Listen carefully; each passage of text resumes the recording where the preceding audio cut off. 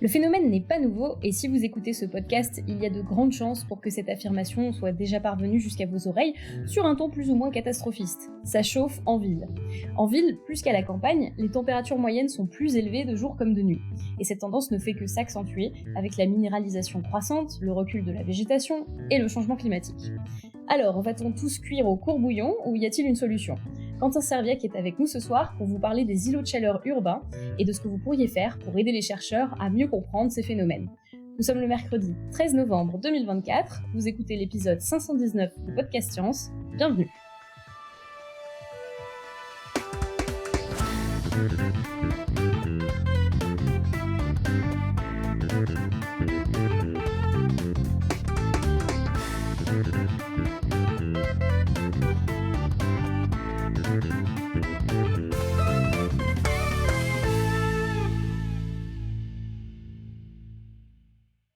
Autour de notre table virtuelle ce soir, nous avons Cléora depuis Perduville. Salut à tous. Nous avons Pascal depuis le sud de l'Alsace. Salut tout le monde. Notre invité Quentin depuis Montsalon. Bonjour à tous. Et c'est moi, Eléa, qui ferai cette interview. Donc ce soir, comme je vous l'ai dit, nous avons un invité, Quentin Serviac. Il est post-doctorant à l'université de Montpellier dans l'Institut européen des membranes, l'IEM. Et dans le cadre de ses recherches, il étudie les phénomènes d'îlots de chaleur urbains, avec une particularité qui consiste à mobiliser les citoyens via une démarche de science et de recherche participative. Alors avant de rentrer dans le dur du sujet, Quentin, est-ce que tu peux te présenter rapidement et nous raconter un peu ton parcours pour en arriver jusque-là ? Eh bien, du coup, moi, j'ai commencé classiquement mes études après le bac. J'ai fait une licence un DUT en DUT en biologie. Et par la suite, du coup, j'ai commencé à faire de la recherche pendant des stages. Et c'est comme ça que je suis plongé dans le monde de la recherche. Assez rapidement, je me suis après orienté plutôt en biologie moléculaire. Et donc, j'ai fait pas mal de trucs autour de la biologie, de la microbiologie, de la génétique. Et finalement, je suis arrivé en thèse. Donc, j'ai fait une thèse sur la valorisation des déchets végétaux. Et donc, pour ça, j'ai travaillé avec des bactéries où j'essaie d'identifier des nouvelles enzymes pour dégrader les plantes. Et c'est ce qui m'a, on va dire, conduit à rentrer dans le monde académique et le monde de la recherche. Et comment on passe de l'étude des substances végétales aux îlots de chaleur urbains, du coup ? Eh ben, c'est très simple. Après mon doctorat, du coup, j'ai un peu cherché ma voie.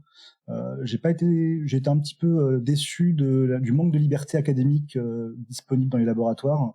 Les sujets étaient très fermés. On avait quand même des espèces de silos. Et c'est comme ça qu'au final, je me suis orienté vers la médiation scientifique. Donc, j'ai participé à tous les trucs très classiques, 180, des concours de vulgarisation, etc. Et finalement, je suis arrivé à découvrir les sciences et recherche participative. Et le concept, je trouvais extrêmement intéressant de faire participer les gens à la production de la connaissance. Et finalement, j'ai trouvé un poste dans un centre social qui a créé un tiers-lieu qui avait pour objectif de développer de la médiation numérique et de la médiation scientifique, tout en essayant de développer des projets de recherche avec les adhérents du centre social et de la ville. Ok. Donc, t'es passé de la recherche pure et dure à un parcours vraiment autour de la médiation, etc. Et là, tu refais de la recherche avec des citoyens. C'est ça. Alors, pendant 3 ans, j'ai coordonné un tiers-lieu donc dans un centre social qui est à Bischwiller, donc dans le nord de l'Alsace. Et on a commencé à essayer de faire des liens entre les gens du centre social et des chercheurs.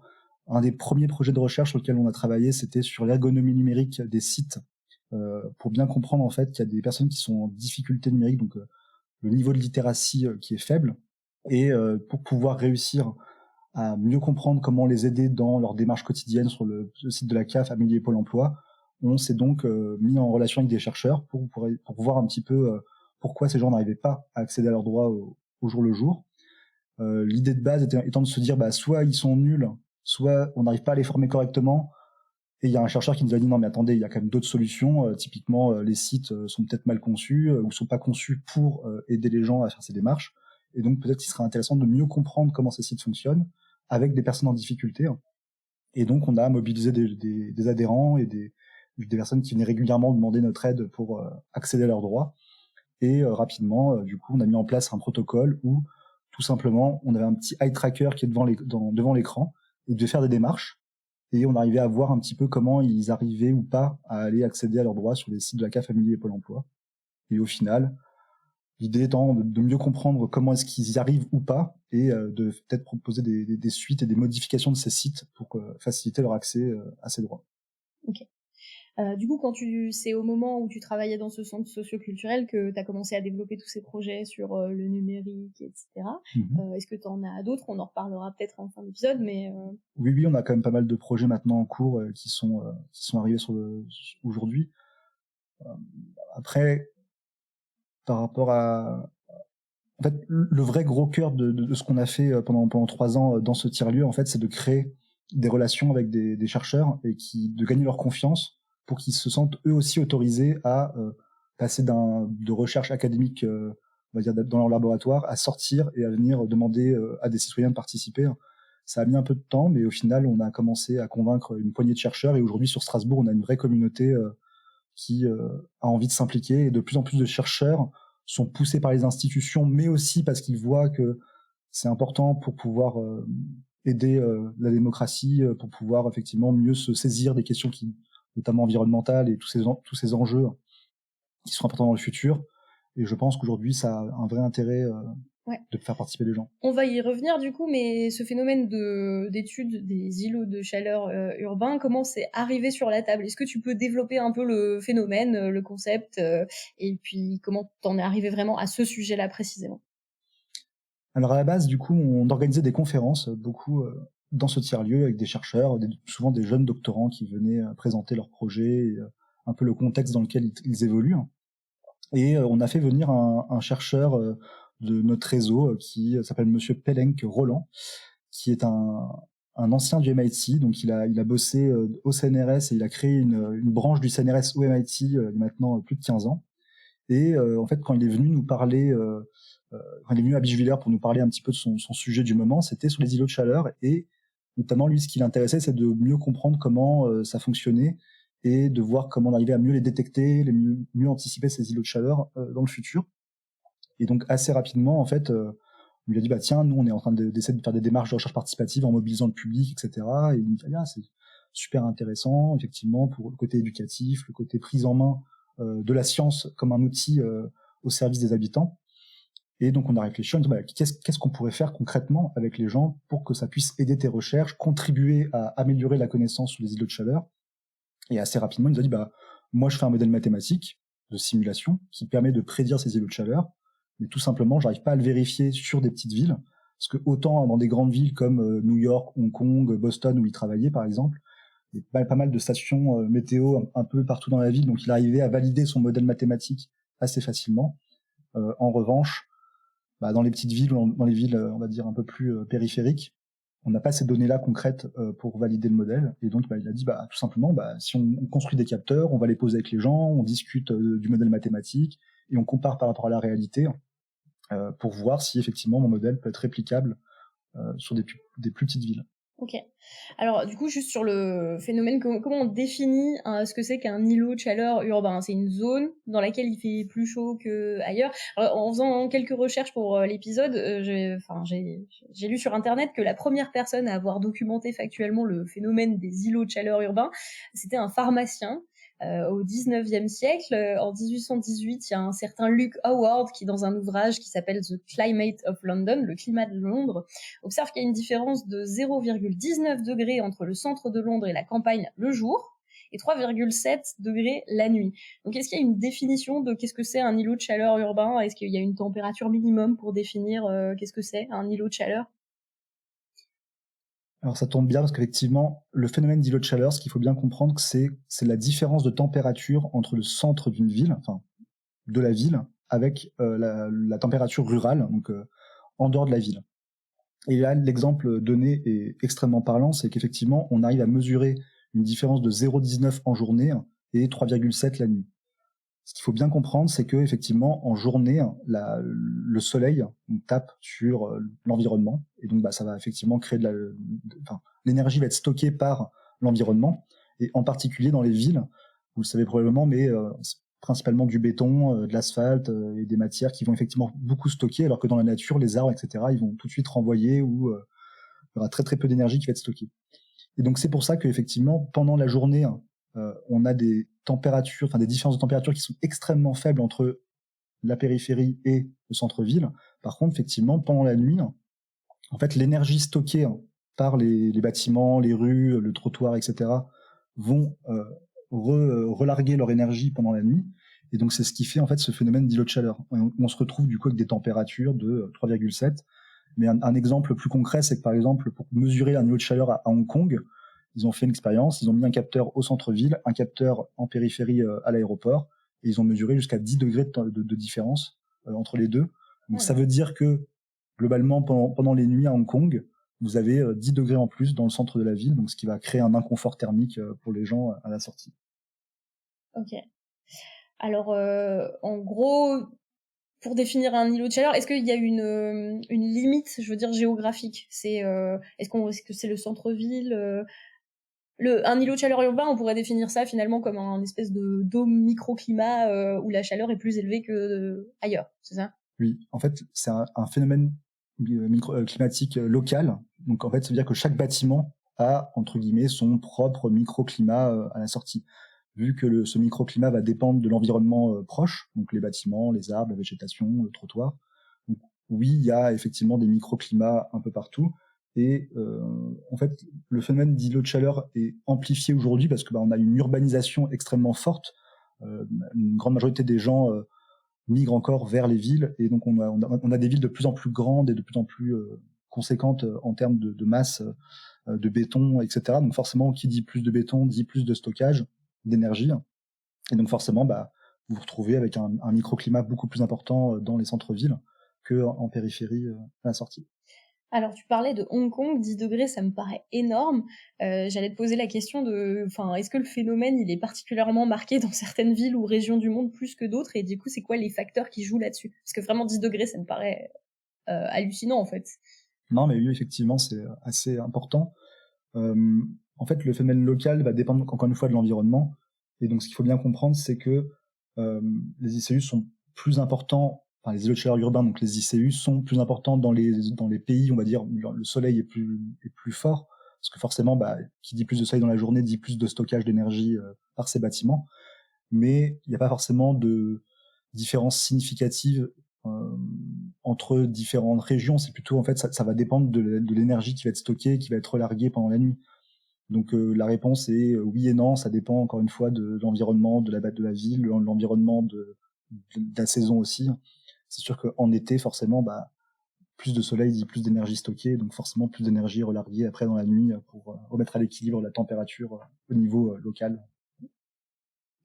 Ok. Et enfin, quand on analyse une ville, on voit des différences entre le centre-ville, etc. Est-ce qu'il y a aussi des différences à l'échelle des bâtiments et en fonction des types de matériaux? Ça, c'est des choses qu'on peut observer? Tout à fait. Effectivement, il y a une formule mathématique qui permet de simuler, en tout cas qu'on utilise pour simuler et voir où sont les îlots de chaleur dans les villes. Et effectivement, il y a un paramètre qui s'appelle le gamma qui effectivement prend en compte les paramètres un peu autour. Donc, c'est-à-dire effectivement, est-ce que votre revêtement il va être en bois, en argile, en terre, en végétation, ou est-ce qu'effectivement ça va être du béton? Et effectivement, il y a ce paramètre-là qui est pris en compte. La formule mathématique, pour faire très très simple pour les auditeurs, c'est vraiment juste le bâti qui va être pris en compte, c'est-à-dire qu'il y aura la longueur du bâtiment, la hauteur du bâtiment et la distance entre les bâtiments. Parce que plus il y a les bâtiments qui vont être proches, plus il y aura un couplage thermique entre deux bâtiments, ce qui va faire augmenter les hauts de chaleur. Plus la distance entre des bâtiments sera grande et moins il y aura de couplage. Évidemment, plus le bâtiment va être haut et plus il va être long, et forcément plus il y aura de surface de stockage d'énergie pendant la journée, et donc forcément plus d'énergie relarguée la nuit. Ok, ça fait du sens. Et alors concrètement, ces différences de température, elles peuvent être assez minimes à certains endroits et plus importantes à d'autres. Quel genre de problème ça peut poser concrètement au niveau écologique, économique ou sanitaire? Est-ce que c'est si grave que ce que certains scientifiques ont l'air de dire? Ce qu'il faut bien comprendre, c'est qu'un exemple tout bête, c'est qu'aujourd'hui à Madrid, et en comparaison à Lyon, il y a à peu près 5 degrés de différence entre les deux. Mais le changement climatique fait que forcément, en fait, Lyon sera Madrid dans 10-15 ans. Donc du coup, il faut anticiper ce changement climatique pour qu'on puisse effectivement limiter les impacts de ces ICU.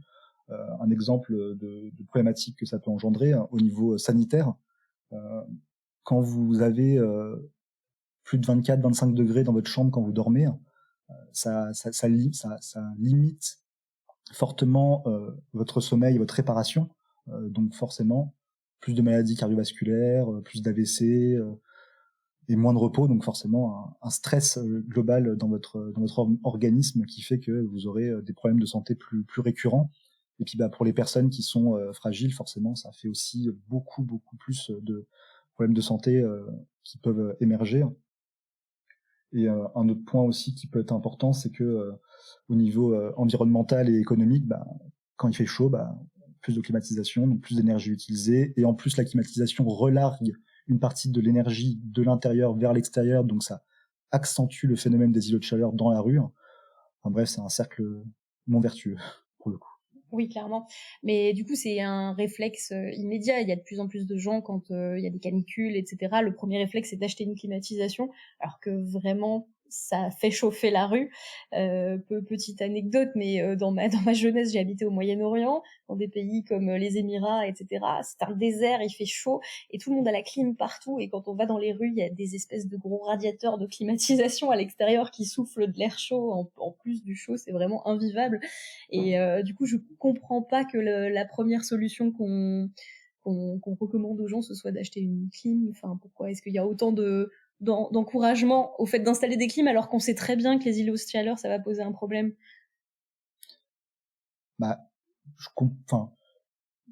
Sanitairement, je comprends que les gens, et notamment les personnes fragiles, aient envie de s'équiper d'une clim. Ça, c'est clair que pour eux, pour leur confort de vie, et même pour effectivement éviter de souffrir de ces hautes températures pendant la nuit, je vois l'intérêt pour eux. Mais c'est sûr qu'effectivement, une clim va rajouter encore plus d'énergie en dehors de la maison, donc ce qui va accentuer encore les micro-phénomènes d'îlots de chaleur dans la ville.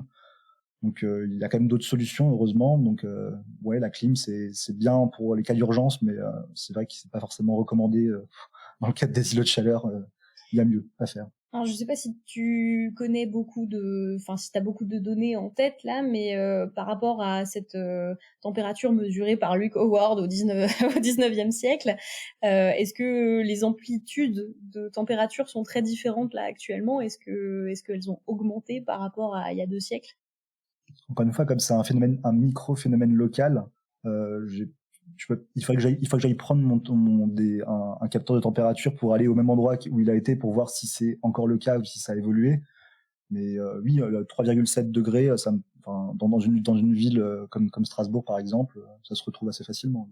Donc l'évolution est difficile à voir par rapport à cette époque, mais en tout cas, on a encore des phénomènes d'îlots de chaleur jusqu'à 10 degrés à Hong Kong, et donc oui, on a quand même encore des îlots de chaleur partout à la sortie.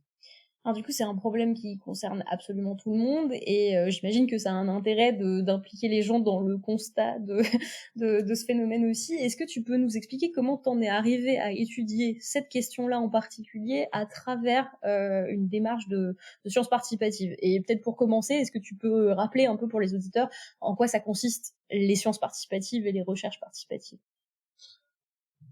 Alors, classiquement, les gens connaissent la médiation scientifique, donc diffuser les connaissances, typiquement ce qu'on fait ce soir, organiser une conférence, mélanger de l'eau et de l'huile pour voir effectivement que c'est pas miscible, des choses comme ça, c'est de la médiation, donc c'est de la transmission de connaissances. Beaucoup de monde le fait, c'est une des missions c'est une des 3e missions de l'université, et c'est indispensable. Les recherches participatives, c'est l'intermédiation, c'est plutôt comment on met en relation des chercheurs et des populations pour travailler ensemble et développer de nouvelles connaissances. Donc encore une fois, le concept est de produire avec des citoyens de la connaissance et de la recherche sous toutes ces formes possibles. C'était quoi déjà la question par rapport à... La définition des sciences participatives, et comment t'en es arrivé du coup à utiliser cette démarche-là, spécifiquement sur la thématique des îlots de chaleur. Alors, pour cette démarche-là, encore une fois, on a un modèle mathématique qui permet de prédire ces îlots de chaleur. Mais ce modèle marche bien dans des grandes villes, mais on n'a pas assez de données pour pouvoir valider si effectivement il est abouti pour des plus petites villes, des villes périphériques. Et en plus, il faut quand même, à un moment donné, le valider quelque part, parce que ça reste quand même, pour l'instant, quand même une suite de modèles, de calculs mathématiques. Ça demande une vérification. Et la démarche, elle est assez simple, c'est de se dire, en fait, les gens, ils ont des maisons, on a des capteurs, ça coûte pas très cher à produire. Là, aujourd'hui, on a acheté des capteurs commerciaux à 50 € pièce. On est en train de créer nos propres capteurs pour que les gens puissent créer leurs capteurs pour pouvoir les poser sur les façades de leur maison. Et l'idée, c'est de discuter des îlots de chaleur urbains, mais aussi de discuter d'urbanisation. Typiquement, ça, c'est une porte d'entrée pour discuter de comment on aménage nos villes pour le futur, comment on les construit aussi, parce que il faut anticiper ces problèmes-là, donc éviter que les nouveaux quartiers soient un empilement de maisons qui sont bien ordonnées, hein, puisqu'il y a un concept qui s'appelle la ville liquide et la ville cristal, qui fait qu'en fait on a deux structures de ville un peu différentes. Soit on a une ville très très ordonnée, hein, comme aux États-Unis où il y a des grandes rues qui sont bien agencées, ça fait des beaux carrés, des beaux rectangles. Ça, c'est la ville cristal. C'est ça. Et la ville liquide, c'est plutôt ce que nous on a, donc les entre guillemets les anciennes villes européennes où effectivement c'est un peu sinueux, etc. Et on pense même que ça se trouve, il y a une partie aussi de cette organisation qui est liée pour améliorer le passage du vent et justement limiter un peu ces effets d'îlots de chaleur.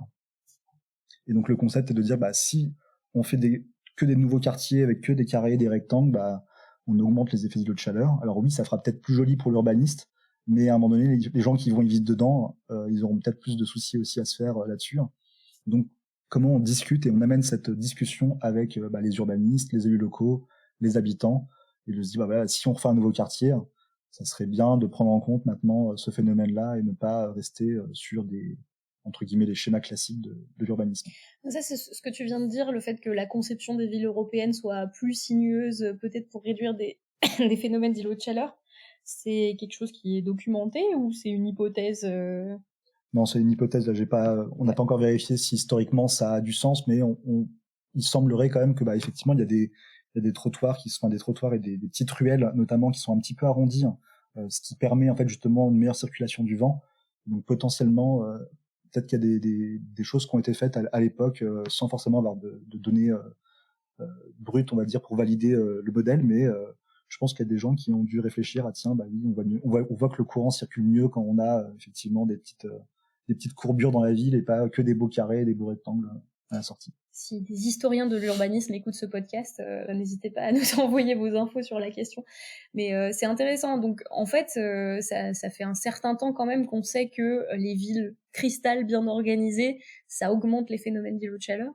Mais on continue à construire toutes les nouvelles villes sur ce plan-là parce que c'est plus simple. C'est plus simple, c'est beaucoup moins cher aussi en termes d'organisation et de structure.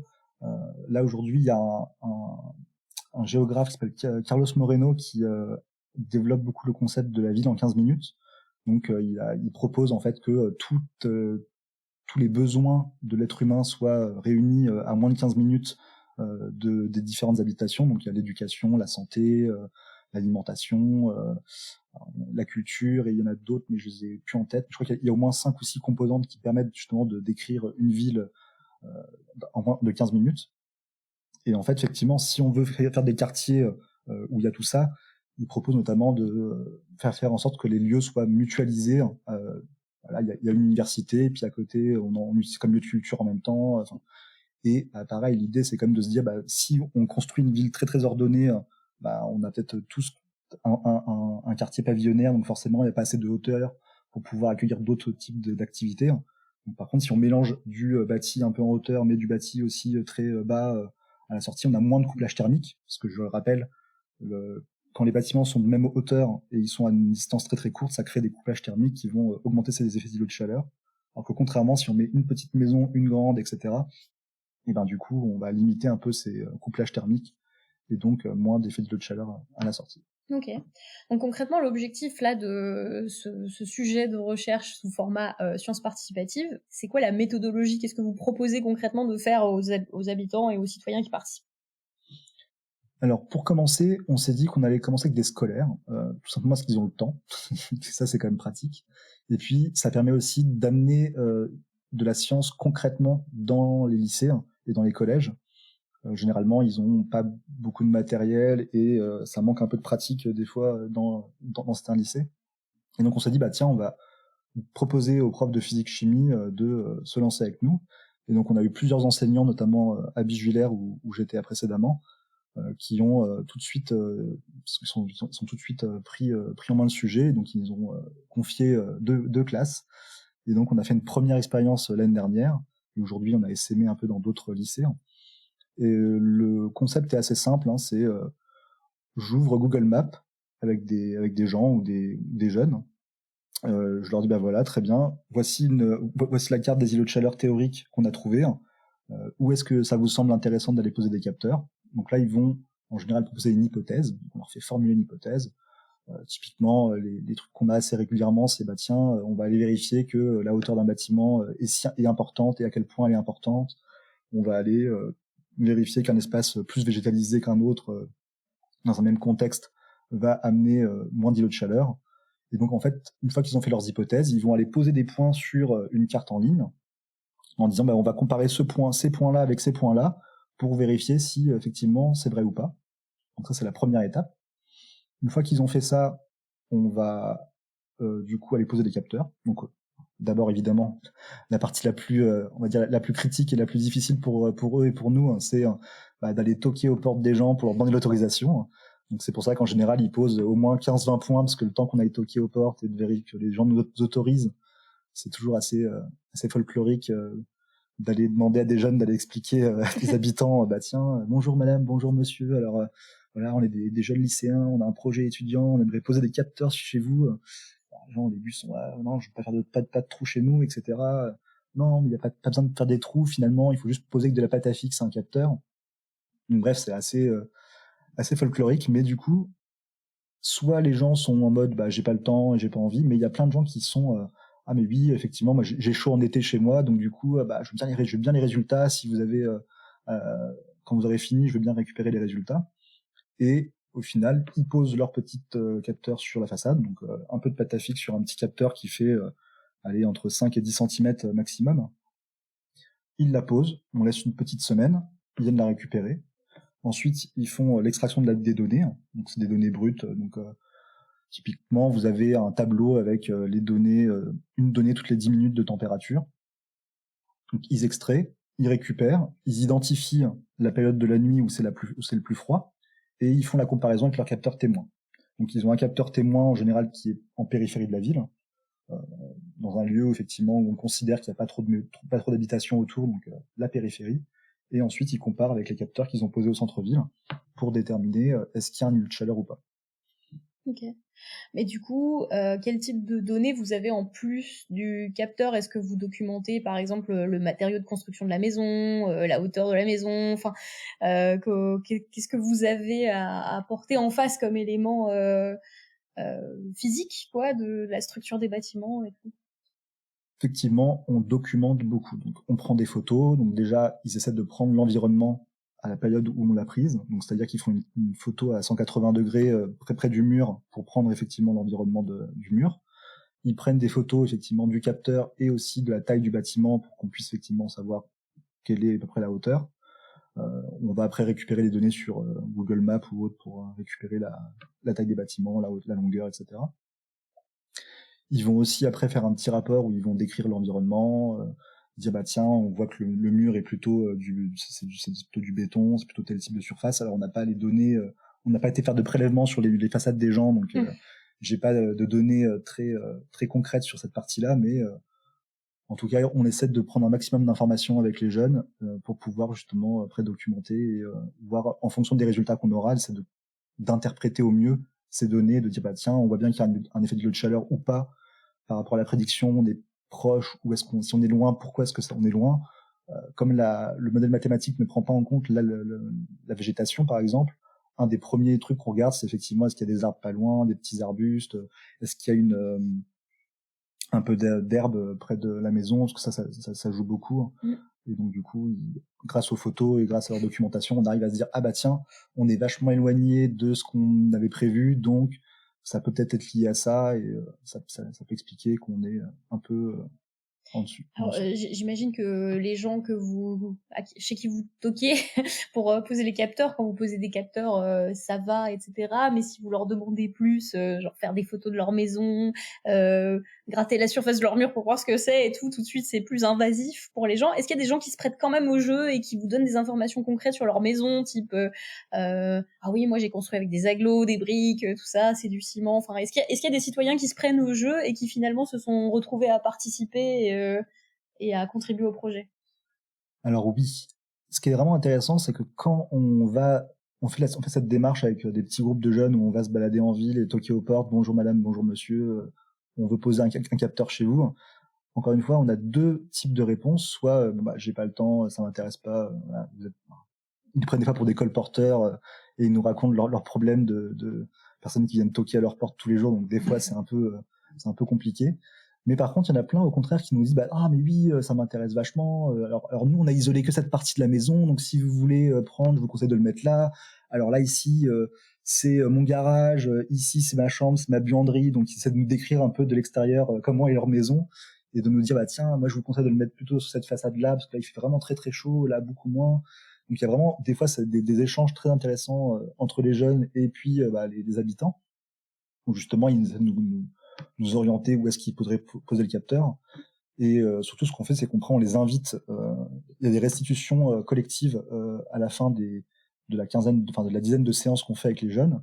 Donc une fois qu'ils ont fini de mettre en forme, etc., qu'ils ont interprété les données, ils font une présentation à leur famille et on invite du coup la population de la ville concernée qui vient du coup pour assister aux conférences.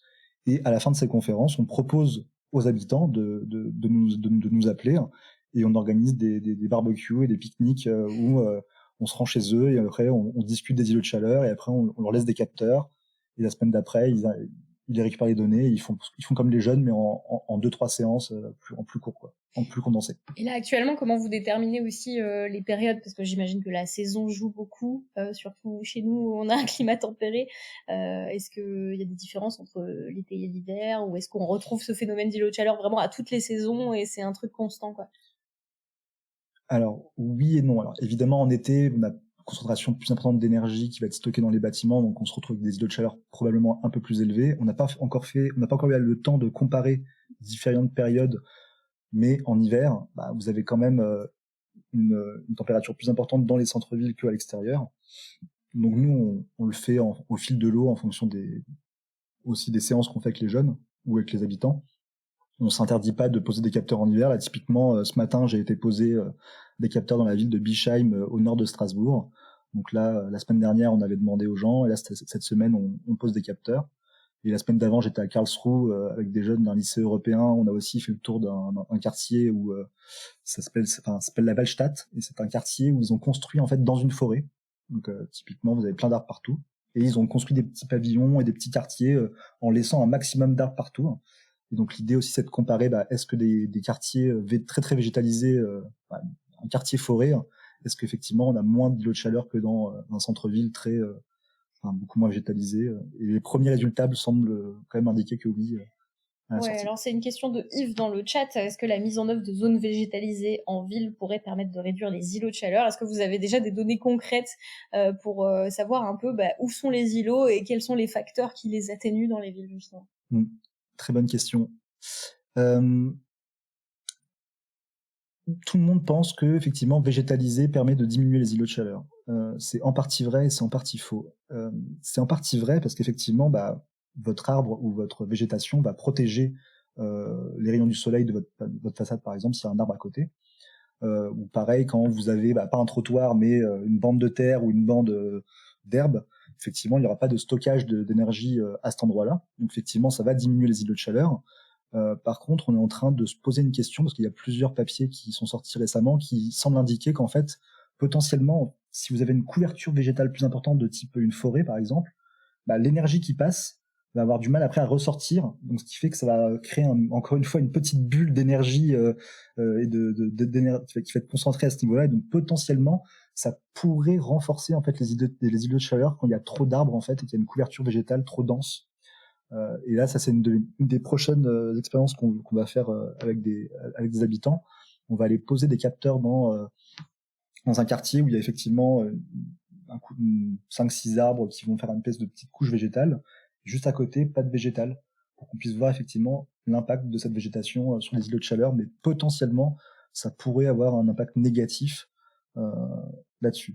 Alors après, évidemment, cet impact négatif, il faut aussi le relativiser. Hein. Évidemment, la végétation et la végétalisation a quand même plein d'autres avantages que celle-là. Donc, Est-ce qu'il n'y a pas un phénomène qui fait que l'évapotranspiration, donc l'évaporation de l'eau à travers les plantes via la respiration, l'évaporation de l'eau, rafraîchit aussi d'une certaine façon alors, là, on parle d'effet d'îlot de chaleur, et donc je rappelle un truc important, c'est que nous, on la mesure la nuit, parce qu'effectivement, en journée, elle est noyée dans la masse de chaleur partout dans la ville. Donc, encore une fois, la donnée de début qui disait qu'on a que 0,2 de différence entre l'extérieur et l'intérieur par rapport au 3,7 la nuit, si on mesure la nuit, effectivement, l'arbre aura peut-être un impact négatif. Par contre, en journée, il est clair que votre arbre, il vous protège du soleil, et donc forcément, en tout cas pour la partie journée, il est clair que si demain on a des hautes températures, un îlot de fraîcheur, ça sera indispensable pour tout le monde. Donc oui, il faut quand même penser à ça, et effectivement, de mettre des arbres, ça sera toujours une bonne solution là-dessus. Et puis il y a d'autres aspects aussi, le fait que le sol soit pas complètement imperméabilisé, mais qu'il y ait de la végétation, ça permet à l'eau de rentrer dans les sols, et du coup ça évite tout un tas de choses néfastes pour les villes aussi, l'accumulation d'eau, etc. Enfin, j'imagine que du coup végétaliser en effet combiné, c'est quand même plus avantageux que ne pas le faire. En fait, végétaliser a énormément d'avantages, mais il en a un négatif qui est planter un arbre dans une ville, ça coûte beaucoup d'argent, il faut l'arroser régulièrement, et surtout un exemple très récent, c'est qu'ils voulaient planter des arbres là, dans une des places de Strasbourg, mais ils se sont rendus compte que pour pouvoir poser un arbre à cet endroit-là, il fallait décaper le trottoir. La terre, elle est là depuis plusieurs années, donc du coup elle est stérile, elle est morte. Donc il faut retirer plusieurs tonnes de terre pour en mettre de la terre fraîche.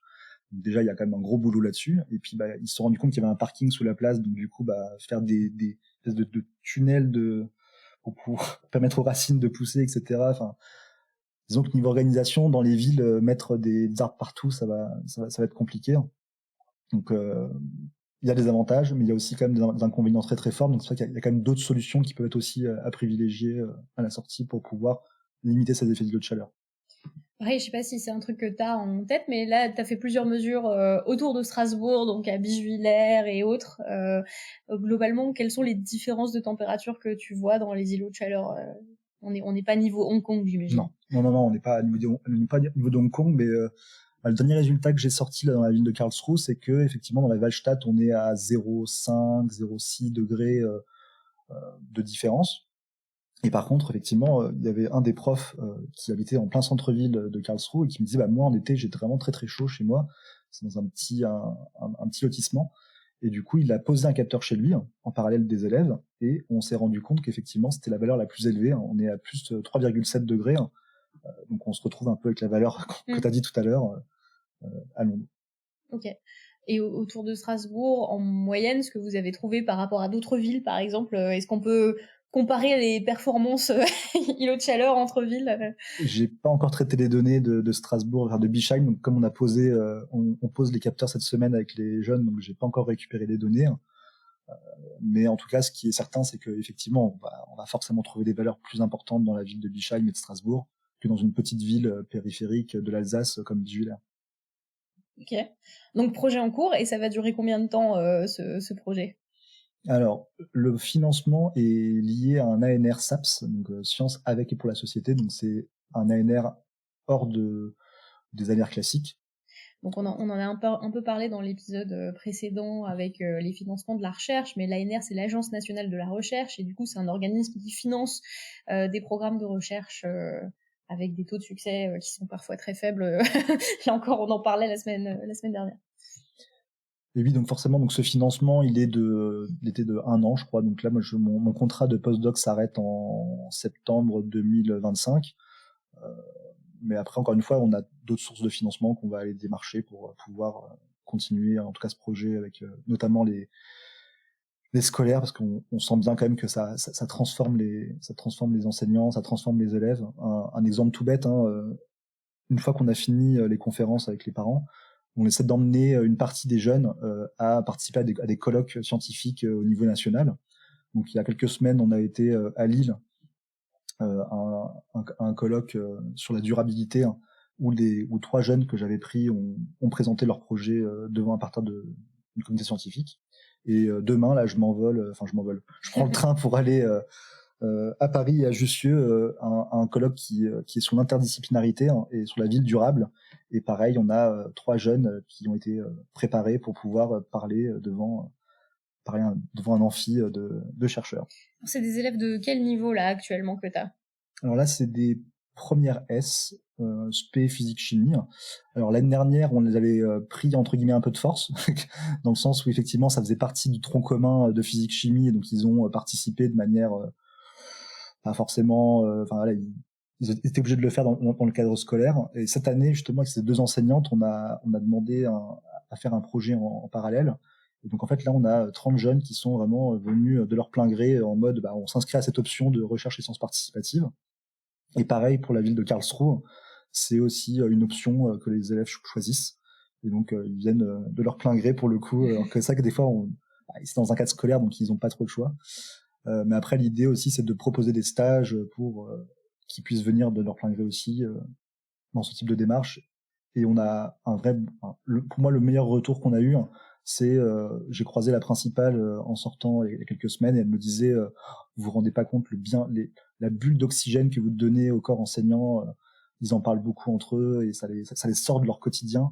Et vraiment, elle me disait mais vous vous rendez pas compte à quel point ça les aide au quotidien, et ça crée vraiment une bonne dynamique dans le lycée, quoi. Parce qu'ils ont cette dynamique de projet du coup, et qui s'investissent tous collectivement sur un sujet, et qu'ils unissent leurs efforts, les profs entre eux, les élèves, Oui, ils se sentent chercheurs, et j'ai vraiment l'impression qu'une partie, en tout cas des élèves, ont bien compris que ce qu'ils produisaient, c'était des données qui ont du sens et un intérêt scientifique. Et pareil pour les enseignants, je vois bien qu'aujourd'hui, une partie d'entre eux se sentent chercheurs, et ils ont envie vraiment, ils prennent le projet à bras le corps. Régulièrement, ça m'arrive d'être en retard, ou des fois, je suis pas là pour X raisons, et des fois, il me dit, Quentin, ouais, on en est là dans le projet, cette séance-là, on l'a fait tout seul, et j'ai des profs qui arrivent à se débrouiller en autonomie sur certaines séances. Ils me disent, Quentin, pas peine de venir, je gère maintenant. Ok, donc ils s'approprient vraiment le protocole, et puis c'est eux qui mènent le projet après. Tu les autonomises dans le projet. Oui, c'est un peu l'idée, parce qu'effectivement, comme on a un financement d'1 an, l'idée c'est quand même d'autonomiser une partie des enseignants pour qu'ils puissent le faire par la suite en autonomie, et on essaie de convaincre aussi d'autres écoles, d'autres collèges, d'autres lycées. Donc si parmi les auditeurs, il y a des enseignants de technologie ou de SVT ou de biologie qui sont intéressés, il ne faudra pas hésiter à venir nous voir. On a un protocole qui est maintenant bien établi et qui fonctionne bien avec les élèves. Et ouais, l'idée, c'est vraiment de les autonomiser au maximum pour qu'ils puissent continuer ce type de démarche. Et on essaie aussi d'intégrer en parallèle d'autres projets de recherche participative, on parlera peut-être un peu plus tard.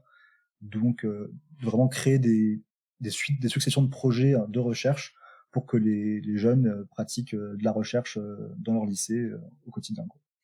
Il y a souvent ce moment quand on fait de la médiation ou des sciences participatives, etc., qu'on est face publique, où on voit le déclic quand ils comprennent que ce qu'ils font, ça sert à quelque chose, etc. Toi, chez toi, tu le vois quand? Est-ce que c'est au moment où tu leur parles du projet? Est-ce que c'est au moment où ils vont présenter le projet à des citoyens, où ils posent des capteurs, où ils récupèrent les données? Enfin, quand est-ce que tu vois vraiment la transformation du rapport qu'a l'élève au projet? Et au savoir. Le vrai gros déclic qu'on a eu, donc la dernière, on avait fait une première classe, enfin 2 classes à Bischwiller, et donc c'était un peu le crash test, comme on dit. On a essuyé tous les plâtres, ils ont oublié d'allumer des capteurs, ils n'ont pas récupéré le capteur à temps, donc les données se sont écrasées. Enfin, on a essuyé pas mal de plâtres l'année dernière en faisant ce fameux test, et ce qui nous a permis aujourd'hui d'essaimer dans d'autres collèges et lycées et d'avoir un protocole bien établi. Et l'année dernière, on avait fait quelque chose qu'on n'a pas fait cette année.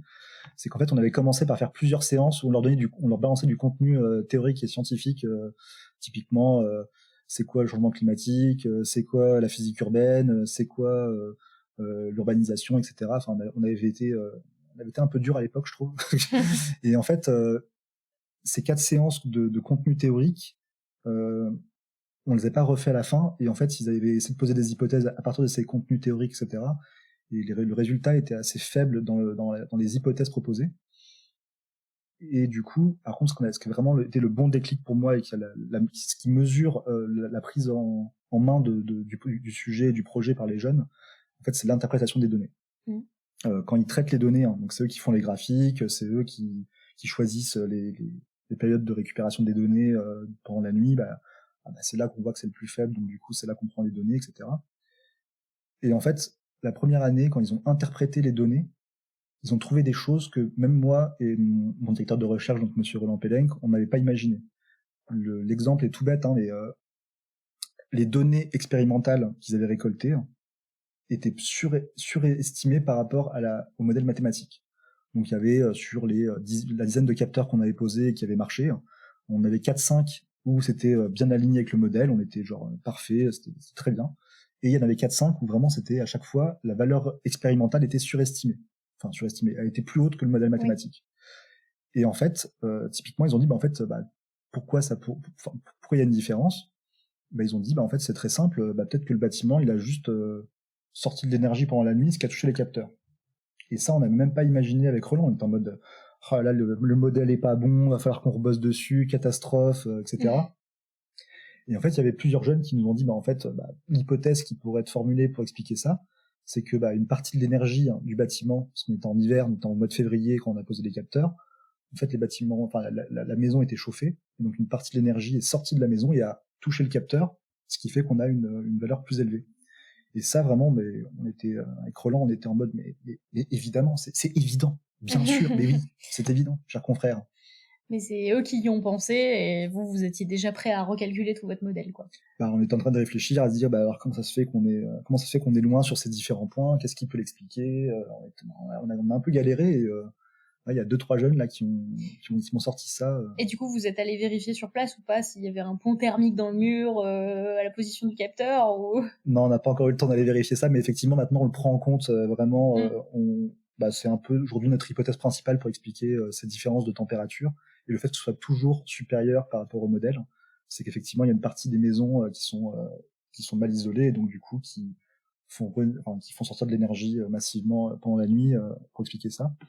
On va aller le vérifier. Là, ça c'est un des prochains objectifs du projet, c'est effectivement solliciter des personnes qui ont des maisons avec des très très très hauts isolations, des classes A et puis peut-être des classes G ou les classes les plus basses en termes d'isolation thermique, pour justement voir si pendant l'hiver on arrivera à déterminer si c'est lié à ça ou pas. Alors du coup, là, sur votre processus, les élèves, ils sont impliqués au début, alors c'est vous qui amenez la question scientifique quand même, mais ils sont impliqués dans la réflexion sur où est-ce qu'ils vont faire leurs mesures, ils sont impliqués dans la collecte, l'analyse et l'interprétation des données. Est-ce que vous les mobilisez aussi pour poser des nouvelles questions scientifiques ou pour tester des nouvelles hypothèses que vous n'avez pas? Est-ce que vous avez cette phase-là avec eux aussi? Alors, oui, dans le sens où une fois qu'ils ont fini le processus de collecte de données, traitement, mise en forme et interprétation, donc déjà une partie de l'interprétation, ça va justement amener des pistes pour les groupes suivants. Donc là, typiquement, moi quand je vais à la classe suivante, je leur fais la présentation qu'ils ont fait ceux d'avant, et je leur dis voilà les hypothèses, les nouvelles hypothèses proposées par les élèves. Et donc là, parmi les 3 lycées où j'interviens là cette année par exemple, ils ont repris une partie des hypothèses des élèves de Bichevillers de l'année d'avant. Donc oui, il y a une transmission, et c'est eux en partie qui font ces nouvelles hypothèses. Alors l'hypothèse de base, non, c'est pas eux qui l'ont formulée. Le projet de base, c'est nous qui l'avons écrit, on est bien d'accord. Mais par contre, c'est vrai que les pistes de réflexion sur comment on peut développer le projet, qu'est-ce qu'on peut étudier pour mieux comprendre les effets d'îlot de chaleur. Aujourd'hui, j'avoue, j'y réfléchis même plus et je prends les résultats des jeunes pour faire la suite. Pour leur faire confronter en fait les données du modèle à leurs données à eux, vous procédez comment? Quel genre d'outils vous utilisez? À quel point c'est facile à prendre en main pour des scolaires? Comment vous faites en sorte qu'ils puissent eux-mêmes accéder à l'analyse et l'interprétation des données? Alors, pour les données extraites des capteurs, on utilise des outils mathématiques assez puissants. On fait des moyennes et des écarts types. Donc, typiquement, Là, on est quand même sur des maths de très très haut niveau. Bon, une fois qu'ils ont fait ça, effectivement, pour pouvoir comparer au modèle, le modèle mathématique, c'est une formule qu'ils appliquent tout bêtement, et même moi, je sais pas l'expliquer, c'est pas moi qui l'ai écrite, donc je peux même pas vraiment leur expliquer le pourquoi du comment. Il y a un facteur 2 à cet endroit-là, etc. Je peux pas leur dire. Mais en tout cas, ils appliquent la formule. Bon, ils remplacent effectivement la longueur, la hauteur, la distance tout seul comme des grands, et ils comparent le modèle avec le résultat eux. Là-dessus, bon, ça reste des équations, enfin, une équation assez facile à prendre. Il y a pas non plus, c'est pas une dérivée, il y a pas non plus des choses mathématiquement trop inatteignables pour eux. Donc ça, ils le font tout seuls comme des grands. Et c'est quoi le public le plus jeune que tu penses pouvoir toucher avec ce programme-là? Alors, on a imaginé pouvoir toucher des collégiens et des lycéens et le grand public. En primaire, ça sera c'est un peu compliqué pour faire des moyennes, faire un peu de traitement Excel, c'est quand même bien quand même qu'ils soient un petit peu à l'aise avec les outils informatiques. Là aujourd'hui, la vraie suite pour nous là, ça va être effectivement de passer d'un capteur commercial qui est non paramétrable et qui prend des données à tire-larigot toute la journée en continu, à un capteur fait maison où les collégiens et les lycéens pourront même construire leur propre capteur. Donc il y aura une partie technologie avant d'aller sur cette partie un peu plus scientifique. Et ça fera une jonction entre les techniques et les sciences. Donc ça, c'est vraiment super intéressant pédagogiquement, je trouve. Donc là, l'idée, c'est qu'aujourd'hui, les capteurs, on les achète, mais demain, là, c'est des petites boîtes où ils pourront effectivement mettre leur capteur, mettre une carte ESP32, mettre une batterie, brancher tout ça correctement, et ensuite, ils pourront... Pardon, mais c'est quoi une carte ESP32? C'est un microcontrôleur qui permet de brancher dessus et de dire, tiens, voilà, donc ça, c'est mon capteur, ça, c'est...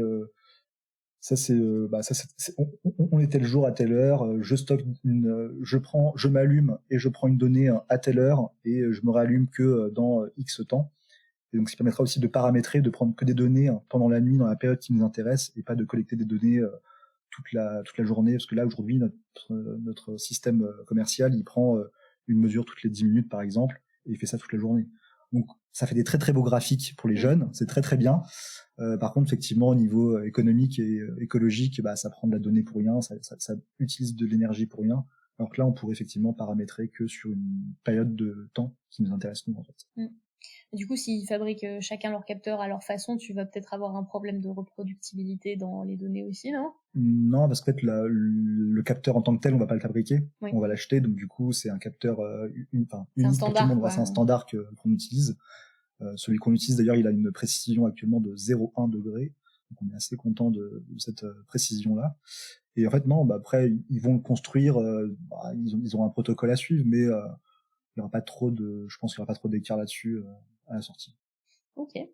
Donc pour toi, cette méthodologie de sciences participatives, etc., c'est vraiment un moyen efficace de travailler, parce qu'on entend beaucoup de chercheurs dire que ça prend trop de temps, que ça sert à rien, que quand on fait avec des jeunes, de toute façon, le travail est mal fait et que du coup, on peut rien faire de la donnée. Est-ce que dans ton cas, tu penses la même chose, ou est-ce que tu crois vraiment que c'est des données qui ont de la valeur et qui peuvent être valorisées derrière?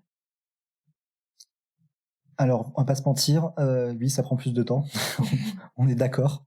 Oui, effectivement, mobiliser des gens, c'est beaucoup plus fastidieux et long que juste être dans son laboratoire et produire de la donnée.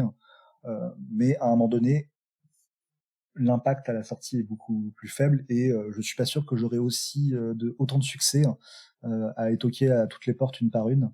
Le fait que ce soit des jeunes du quartier ou du coin qui viennent toquer chez leurs voisins, chez leurs voisines, chez leur famille pour poser un capteur, le taux d'acceptation est quand même relativement bon, pas se mentir. On est quand même sur plus de 50% des gens chez qui on toque qui acceptent de prendre un capteur. C'est quand même pas trop mal. Je pense qu'il y a plein de gens qui font des démarches auprès des particuliers qui seraient très, très heureux d'avoir ce taux-là. Tu les utilises, en fait. En partie, c'est vrai qu'ils sont un peu cobayes, entre guillemets, des fois de l'expérience, mais j'ai vraiment le sentiment que ils ont toute une méthodologie et une compréhension de c'est quoi les sciences, combien de temps ça prend de produire de la connaissance. Voilà, on passe 3 mois entre le moment où ils posent l'hypothèse et le moment où ils vont avoir leurs données qu'ils vont traiter, qu'ils vont interpréter. Il se passe 3 mois avec une séance quasiment par semaine. Ils se rendent bien compte que la science, ça se fait pas du jour au lendemain déjà, donc là-dessus, on on marque des points pour bien faire comprendre que oui, ça ne tombe pas du ciel. La science ne se produit pas ex nihilo comme ça, donc il faut des gens effectivement qui passent du temps à mieux comprendre, mieux chercher, poser des capteurs, interpréter. Oui, finalement, la grosse plus-value pour eux, c'est que en faisant eux-mêmes de la recherche, ils se rendent compte de comment ça fonctionne la recherche et comment sont produites les connaissances. C'est ça.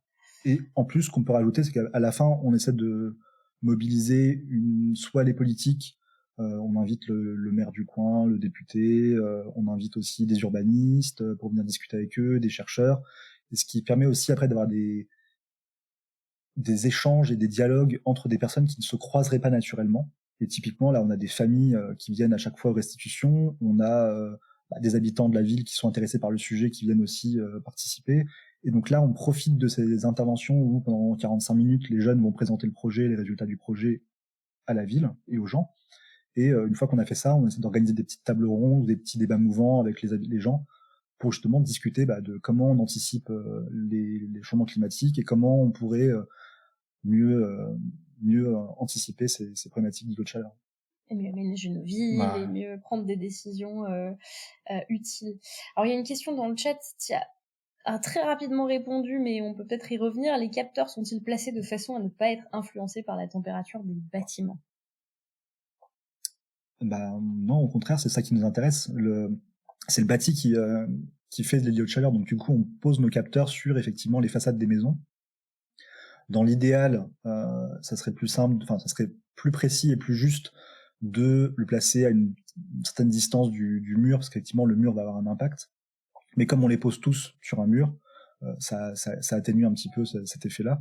Et c'est vrai que dans l'idéal, ça serait bien d'avoir un trépied, de le poser à 2 mètres du bâtiment pour ne pas prendre cette température des murs en compte. Mais disons que poser en plein milieu d'un trottoir un capteur avec un piquet en bois ou autre, c'est beaucoup plus difficile que de poser un capteur sur une façade. Donc pour nous, la masse de données qu'on va récupérer va permettre un peu d'atténuer ces problématiques oui, le mur forcément il prend, enfin, ça joue aussi dans la donnée qu'on va récolter, mais c'est quand même beaucoup plus simple de demander à quelqu'un de poser un capteur sur un mur que de réussir à demander à la mairie alors on aimerait poser une rangée de capteurs sur le trottoir, on va laisser pendant une semaine jour et nuit une rangée de capteurs sur des trépieds dans la rue, est-ce que ça vous dérange pas Il y a peut-être moyen d'affiner ces histoires de variation de température qui viennent du bâtiment en posant plusieurs capteurs du coup sur le même mur, mais à des quelques dizaines de centimètres d'intervalle, quoi. Après, je sais pas si vous avez assez de capteurs pour faire ça. Là, typiquement, ce qu'on a fait, c'est justement pour essayer de bien comprendre le problème, c'est qu'effectivement, quand on pose des capteurs sur le mur ou à 2-3 mètres du mur, on a effectivement une différence de 0,2, 0,3, 0,4 degrés à la sortie. Et donc ça, on a commencé à essayer de le mesurer, donc on a fait des triplicats de capteurs sur un mur et à différentes distances. Donc on a fait 1 mètre, 2 mètres, 3 mètres, et on voit effectivement que plus on est éloigné du mur, et plus on a une température plus faible. Et après, encore une fois, comme tous les capteurs sont posés sur des murs, et qu'on compare un témoin qui est un capteur rural, enfin, en périphérie de la ville, qui est aussi sur un mur, dans tous les cas, on reste quand même on compare des choses qui sont comparables. Donc du coup, on n'est pas sur un endroit où il y a un arbre et à un côté, il y a un bâtiment. Ouais, ok. Très bien, donc projet en cours, et peut-être que tu reviendras nous parler des gros résultats à la fin du projet. Tu disais au début de l'émission que tu travailles sur d'autres projets de sciences participatives qui ont émergé du coup de besoins des habitants constatés quand tu travaillais au centre socio-culturel. Est-ce que tu veux nous parler un peu de comment ça se passe, quelles sont les méthodologies que tu utilises de ce côté-là, et où ça vous mène tout ça? Alors j'ai plein de projets en cours aujourd'hui. J'en ai un sur la réalité virtuelle en EHPAD, on en a un sur l'analyse de l'eau, on en a un sur le plastique. Par lequel tu veux commencer? Quand tu dis on, c'est en tant que via ton association, tu n'en as pas encore trop parlé, mais... Effectivement, aujourd'hui, donc je suis chercheur et donc je suis financé par l'Institut européen des membranes qui est basé à Montpellier. Et pour la petite histoire, quand on a déposé le projet, effectivement, ce chercheur, Roland Pelleng, qui venait de Montpellier, a fait que administrativement, c'est lui qui a porté le projet. Donc du coup, je suis financé par Montpellier, mais j'habite à Strasbourg et je travaille uniquement à Strasbourg et dans la périphérie de Strasbourg. Ce qui fait que c'est un peu particulier des fois pour expliquer à l'administration que bah oui, je suis pas dans le laboratoire tous les jours, je suis à l'autre bout de la France et des fois à l'étranger. Ça c'est vraiment une particularité qui est des fois administrativement compliquée à faire passer. Et comparé pour les autres projets, je vais peut-être parler en premier je vais parler peut-être de la VR en EHPAD parce que ça me tient à cœur et puis c'est un projet que je vais lancer de vendredi matin. Pendant 1 an, on a accompagné des personnels de santé et d'animation d'un EHPAD. Alors l'idée, elle est venue à la base parce qu'on avait fait une petite animation dans le cadre du tiers-lieu où j'étais, de médiation numérique. On avait fait une petite animation de réalité virtuelle dans un EHPAD. Et il y a une Bretonne, qui n'est pas vu la mer depuis plus de 10 ans. Et là, on lui a mis un casque de VR avec la mer et la plage. Et vraiment Madeleine de Proust, elle s'est mise à pleurer, vraiment chargée d'émotions. Elle n'avait pas revu ça depuis très longtemps. On avait été assez bouleversés. L'autre petit déclic qui nous avait dit qu'il y avait un intérêt, c'était que on avait eu des personnes qui étaient alitées, donc qui sont coincées dans leur lit et qui n'ont pas pu participer à la première animation qu'on avait fait en groupe. Et là, vraiment, les animateurs de l'EHPAD nous ont dit oh, elle s'est remise à reparler, elle a bougé, oh là là, c'est incroyable, c'est vraiment très très utile. Et donc, les personnels de l'EHPAD nous ont dit bah vraiment, on veut utiliser les casques, etc. Mais on ne sait pas si vraiment ça apporte du confort ou pas aux personnes. Et donc, on a demandé avec un chercheur de mesurer le bien-être, le mieux-être des résidents grâce à la VR. Et donc, pendant 1 an, moi, je les ai formés à la réalité virtuelle. Je leur ai montré comment on faisait pour mettre des vidéos. Et on a co-construit un questionnaire d'évaluation. Donc, on a créé un petit cahier d'expérience avec avec les personnels de l'EHPAD. Donc, on leur a donné de la littérature, de la bibliographie scientifique sur comment on mesure la réalité virtuelle et leurs impacts. Donc là, il y avait des questionnaires de 100 questions et enfin bref, pour eux, c'était pas possible de le faire passer aux résidents. Donc du coup, on a trié les questions. Ah oui, celle-là, elle est bien. Ah, il faudrait la reformuler parce que là, le jargon scientifique, il est pas compréhensible pour les résidents. Et on arrive à une trentaine de questions avec une quinzaine avant et une quinzaine après. Et donc là, on a fini de co-construire le cahier d'expérimentation avec les résidents, enfin avec les personnels de l'EHPAD. Et vendredi, on va aller leur remettre les casques et ils vont pendant 6 mois faire des séances de réalité virtuelle avec les résidents et pouvoir mesurer s'il y a un mieux-être ou pas chez les résidents. Ok. Et donc ça, c'est pour le projet VR. Mmh. Tu parlais d'autres projets ? Oui. Ah oui, juste pour préciser, donc tout ça est fait avec l'association qui s'appelle Savoir Vivant. Donc c'est une association qui a émergé suite à la création du tiers-lieu qu'on avait monté du coup à Bichevillers. Comme le centre social avait du mal maintenant à mettre en parallèle ces deux activités, donc sciences et société, avec son activité classique, on a décidé de séparer en deux du coup les structures. Et donc on a recréé une association pour porter vraiment ces enjeux de sciences avec et pour la société. Et donc un des autres projets qu'on a en cours, c'est sur le plastique. À Strasbourg, on a quelques chercheurs qui travaillaient pour essayer d'identifier de nouvelles enzymes pour pouvoir recycler le plastique, et en particulier le PLA. Donc là, on a un chercheur à Strasbourg qui va enterrer des petits bouts de plastique dans la terre pour essayer de trouver de nouvelles sources d'enzymes pour pouvoir les produire et améliorer la recyclabilité du plastique. Pour le contexte, du coup, le PLA, tu peux juste préciser ce que c'est ? Alors c'est le PLA, c'est issu de l'acide lactique, qui est la brique de base d'un plastique particulier qui est biodégradable. Donc t'as différents plastiques issus de sources du pétrole, donc le PET, le PETG, etc. Et t'as le PLA qui est plutôt issu d'une voie biosourcée et qui semblerait être un plastique très intéressant pour nous parce que il pourrait dans le futur avoir une économie circulaire où vraiment on pourrait repartir de la molécule de base pour pouvoir justement le reproduire à l'infini sans pouvoir le réutiliser rapidement et facilement. Okay. Et donc ce plastique, l'idée c'est qu'on essaie de trouver des enzymes, donc une voie biologique et non chimique, pour réussir à le recycler correctement. Et donc pour ça, on va chercher dans la nature et dans les sols de nouveaux micro-organismes qui seront capables de pouvoir le dégrader et de le consommer. Donc là, déjà, toi, tout seul, t'es sur 4 projets de sciences participatives. Il y en a d'autres encore ? On en a un sur l'eau aussi où on essaye effectivement de construire des stations avec des habitants et des jeunes.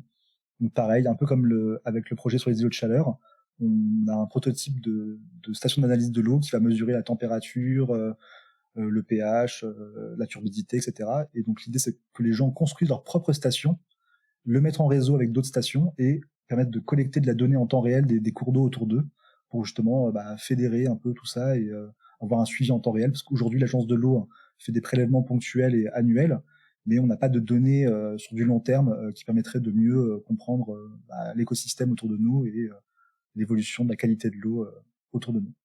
Ok. Alors là, t'en as cité que 4 sur lesquels toi t'es impliqué et que t'as lancé en partie. Autour de nous, de moi, etc. Il y a d'autres chercheurs qui se lancent beaucoup dans les sciences participatives. C'est un peu devenu la nouvelle mode, j'ai envie de dire. Est-ce que cette méthodologie se développe réellement dans sa valorisation? Est-ce que c'est soutenu à l'université? Est-ce que de la même façon qu'il y a 15 ans, on n'aimait pas trop quand les chercheurs allaient faire de la médiation, mais maintenant on les encourage. Est-ce que le fait de se lancer dans des sciences participatives, c'est encouragé pour des chercheurs? Oui, très clairement. Là, ces 4 dernières années, on a vraiment vu un changement de comportement d'une grande partie de la communauté scientifique. Typiquement, il y a 4 ans, quand on a commencé à aller toquer aux portes des chercheurs pour leur dire tenez, on est un centre social, on aimerait travailler avec vous pour mieux comprendre comment aider les gens en difficulté numérique. Au début, c'était un peu compliqué.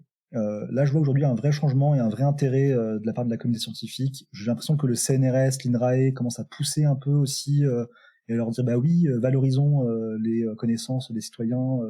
Et ils sont vraiment encouragés là-dessus. Typiquement, l'ANR sur lequel je suis financé vient d'un long travail de lobbying de la part de certains chercheurs pour dire oui, développons des projets participatifs, développons la recherche avec nos concitoyens pour récolter de la donnée et pas que, évidemment, parce que collecter c'est la première étape, mais après il faut que les citoyens puissent poser des questions, ils puissent effectivement traiter les données à égal et puis être valorisés aussi comme des producteurs de connaissances, donc être cités dans les articles de recherche, être contributeurs de leurs résultats. Oui, et puis finalement, il y a beaucoup de gens actuellement face au changement climatique, etc., qui ont beaucoup d'anxiété, qui se demandent ce qu'ils peuvent faire au-delà de trier leurs déchets, qui ont l'impression de pas faire de la différence, etc.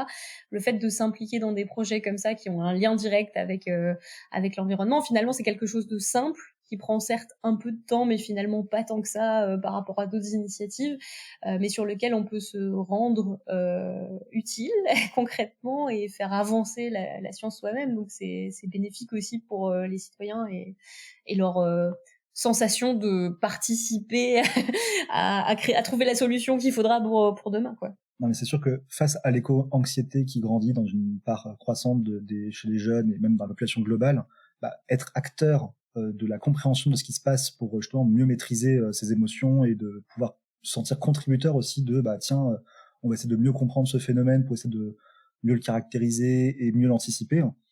Typiquement, je pense que c'est une vraie plus-value et puis un renforcement psychologique de la part de nos concitoyens, de se dire je suis maître de mon environnement, j'arrive à le caractériser, à le comprendre. Et donc si je comprends mon environnement, je sais comment mieux y répondre. Là j'ai un très beau projet en tête qui est Capterre, qui est lancé par l'UNIL à Lausanne, l'université de Lausanne, qui aujourd'hui propose aux concitoyens de la ville un petit protocole où ils achètent des capteurs. Ils vont produire une station d'analyse de l'environnement, donc de l'air, notamment des particules fines. Et pour 50 €, les gens peuvent construire leur propre petite station de mesure de l'air chez eux. Il y a un protocole pareil qui explique comment le relier à Internet et à l'application que l'université a mis en place. Et vous avez plus de 200 petites stations partout dans la ville de Lausanne qui cartographient l'état de la pollution pour justement créer de la donnée citoyenne.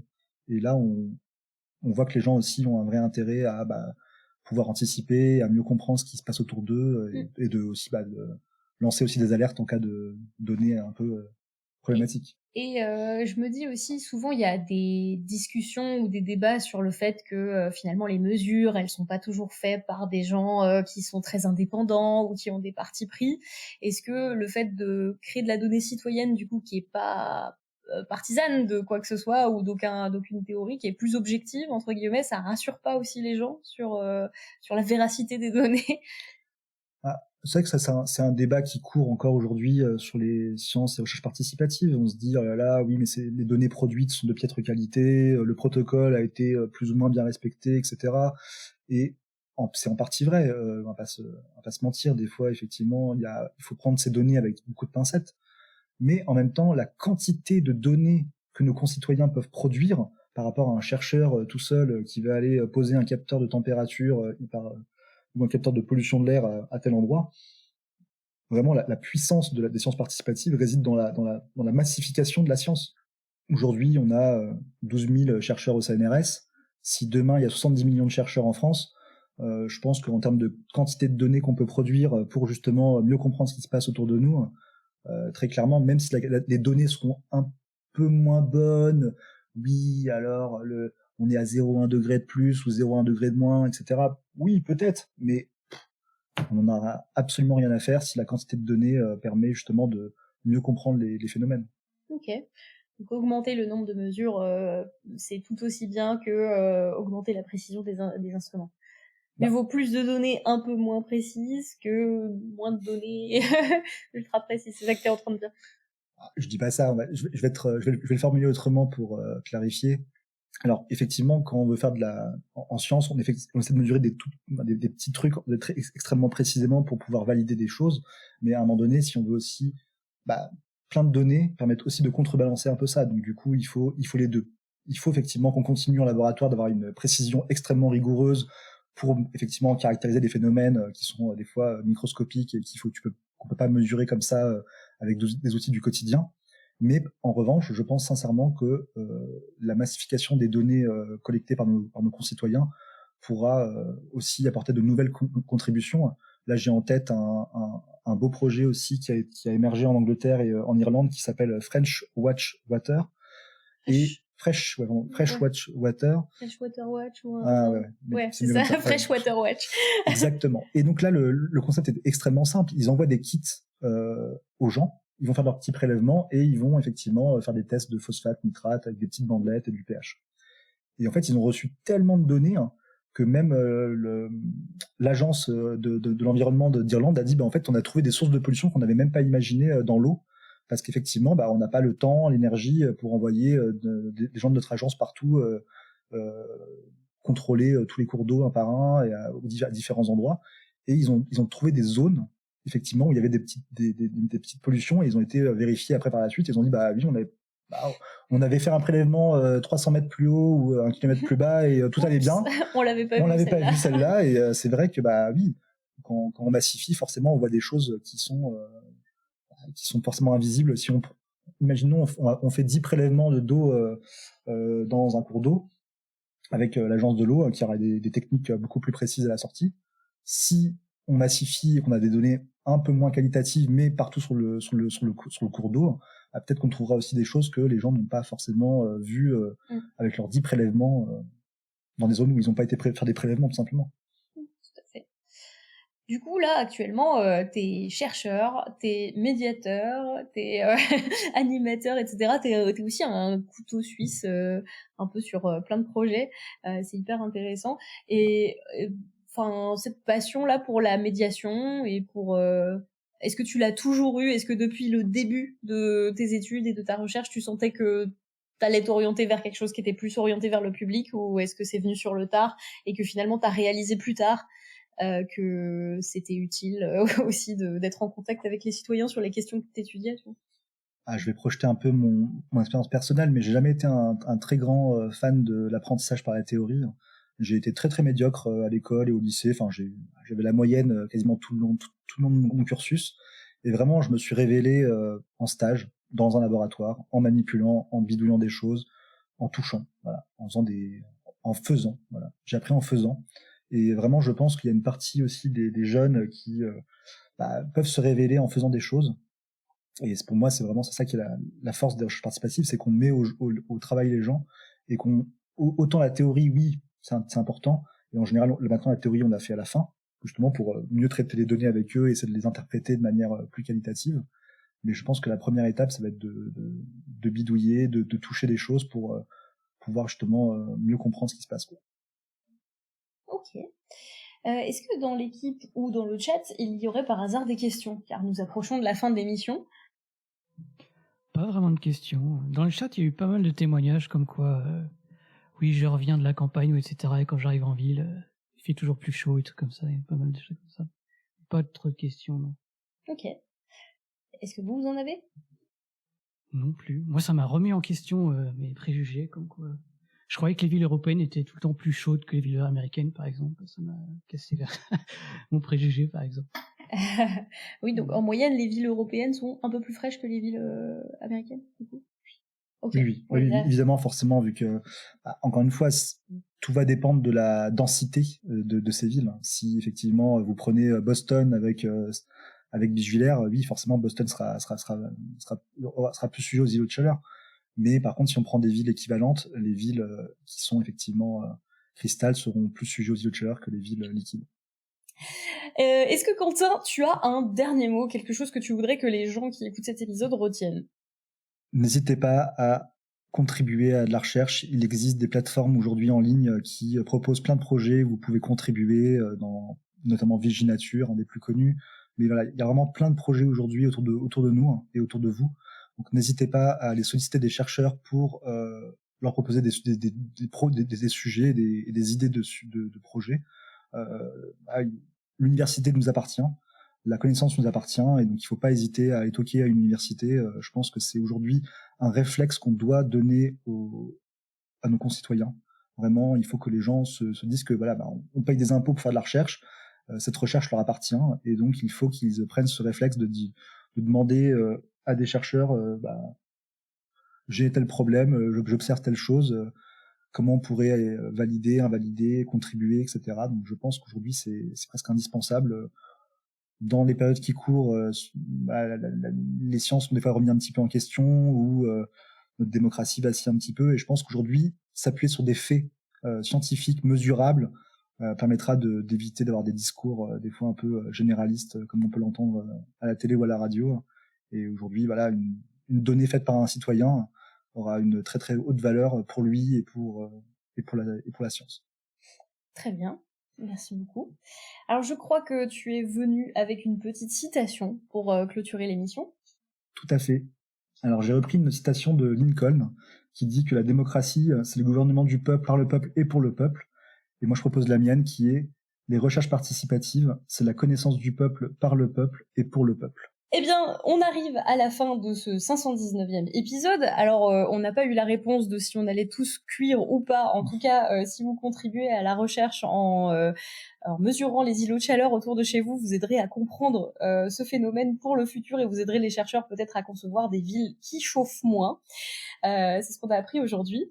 Donc, merci d'avoir écouté. Merci à tous les poditeurs et poditrices qui nous suivent chaque épisode, chaque semaine, toujours à ce 519e épisode. On espère que ça vous a plu. On se retrouve la semaine prochaine et en attendant que servir la science et aussi la science participative soit votre joie.